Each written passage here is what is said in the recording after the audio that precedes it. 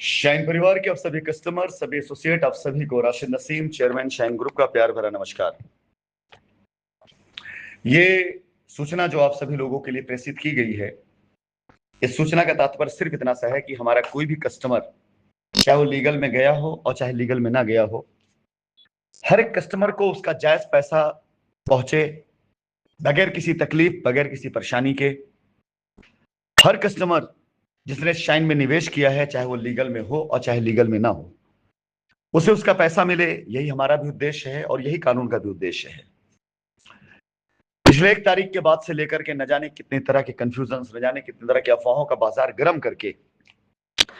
ये सारे लोग जो शाइन परिवार के कस्टमर्स की लाइबिलिटी से कई गुना ज्यादा उनसे मिलने वाले पैसे से अपना मतलब रख रहे थे, आपको उनसे मैं बचा सकूं। दोबारा शाइन के कस्टमर्स जिनके ऊपर हमने कई साल तक मेहनत करी, ऐसे किसी उलझनों में ना पड़े जिसकी वजह से वो ये दुआ मांगने लग जाए कि ईश्वर, हमने ऐसा कौन सा अपराध किया था जो शाइन में इन्वेस्टमेंट करने के बाद हमें दिन देखना पड़ रहा है।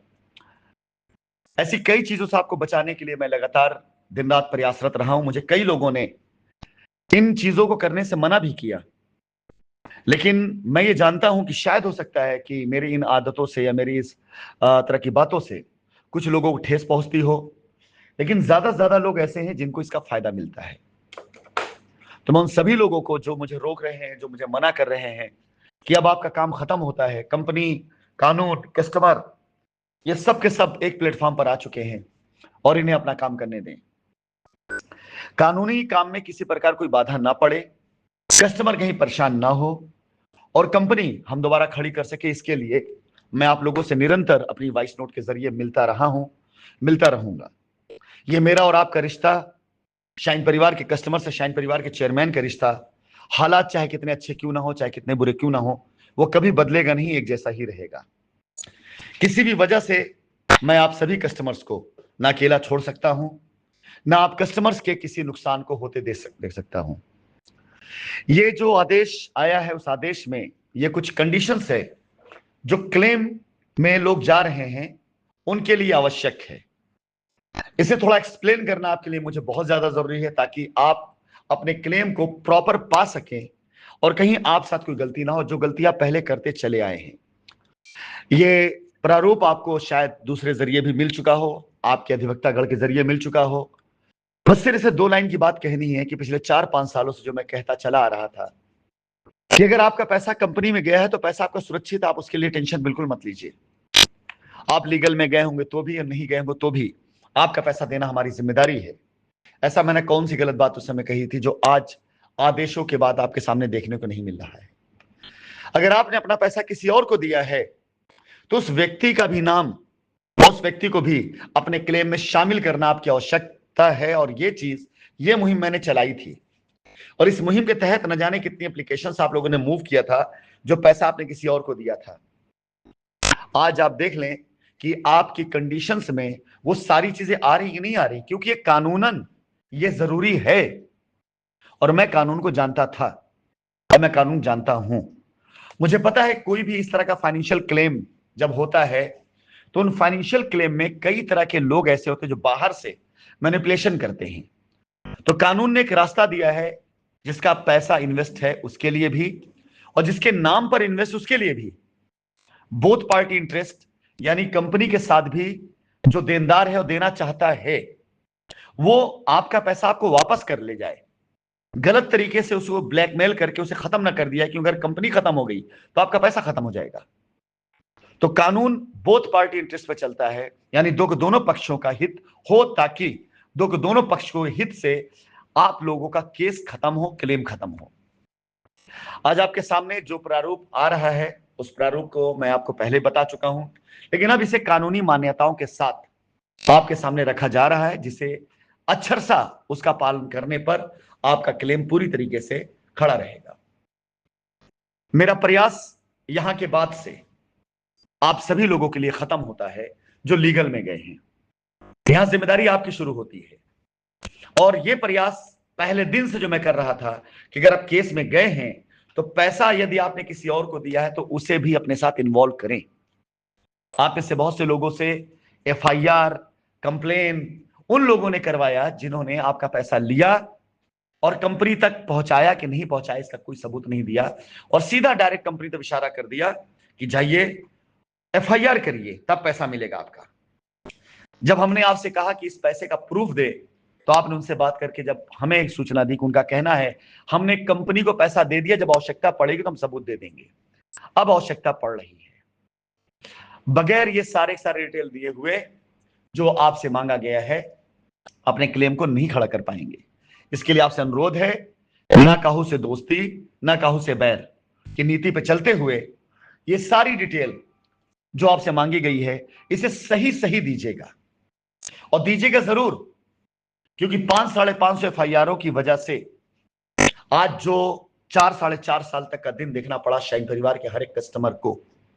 इनमें जितने लोग लीगल क्लेम में गए हैं उनके लीगल क्लेम को लीगल तरीके से दिलवाने की जिम्मेदारी कानून की अगर आज है, तो इनमें वो सारे लोग जो अगर किसी भी वजह से किसी भी कारण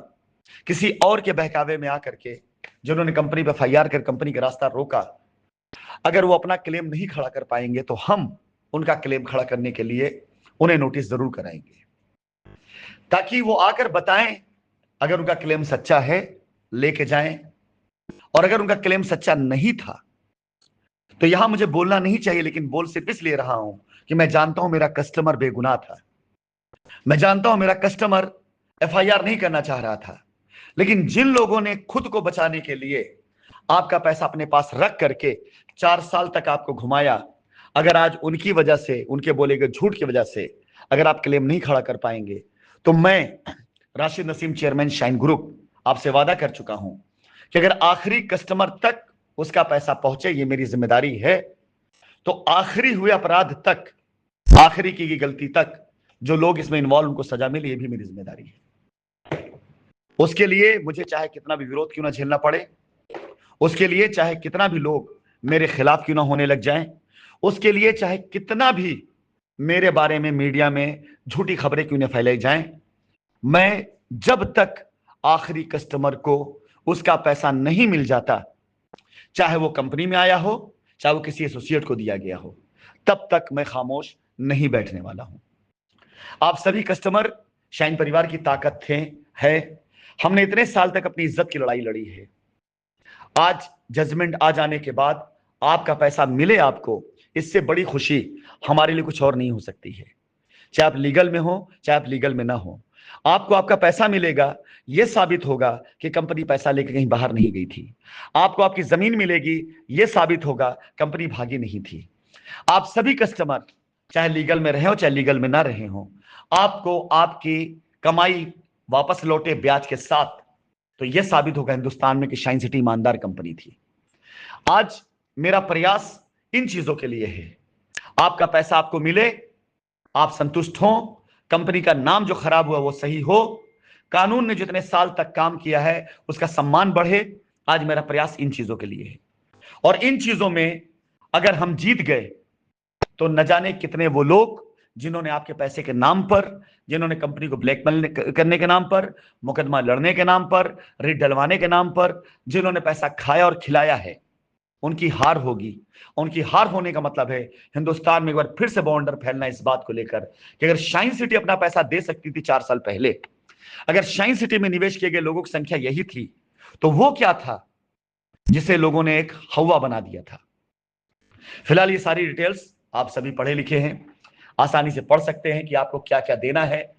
अगर आपने पैसा कंपनी को दिया है, कितना दिया है वो डिटेल, अगर आपने पैसा कंपनी से वापस पाया भी है तो उसका भी डिटेल,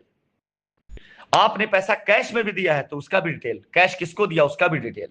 हर चीज आपको देना है आप ईमानदारी के साथ। जिन लोगों ने अपने आप को बचाने के लिए आपसे एफआईआर कराई और अपना नाम नहीं डलवाया, अब उनका नाम आना स्वाभाविक है।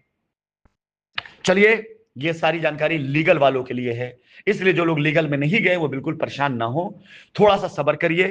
कानूनी रास्ता मुझे पूरी तरीके से लेकर के जान लेने दीजिए कि कैसे आप सभी लोगों का भी पैसा आपको मिले जो लीगल में नहीं गए हैं। उसके लिए जो भी करना पड़ेगा हम करेंगे, चाहे उसके लिए कुछ भी करना पड़े हम करेंगे, आपको परेशान नहीं होने देंगे। इसलिए आप लोग थोड़ा सा सब्र करिएगा, इंतजार करिएगा। आपके क्लेम, आपकी डिटेल हमारे पास आ रही है। इसका कानूनी रास्ता क्या है, वो रास्ता हम आपके सामने रख देंगे। उसके बाद मर्जी आपकी है कि आप हमारे साथ खड़े हैं, या मर्जी आपकी है कि आप किसी और के साथ खड़े हैं। धन्यवाद।